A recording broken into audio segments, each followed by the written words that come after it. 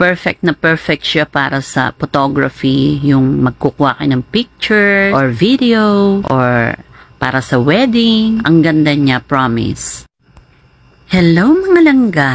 For today's video, ipapakita ko naman po sa inyo ang napakagandang lugar ng Kitinan Ranch or tinatawag din itong Kitinan Hills. So, matatagpuan po ang Kitinan Ranch dito sa Kamalig, Albay.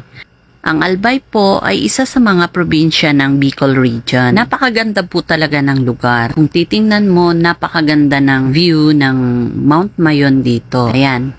Dahil nga ranch, may kabayo syempre, ayan. Tumakbo yung kabayo kasi hinabol ko, hindi lang nakuna ng video. Ang ganda-ganda talaga ng lugar, napaka-relaxing dahil yung paligid ay makikita mo puro green at yung ulap na parang cotton candy na nakapaikot sa Mayon Volcano.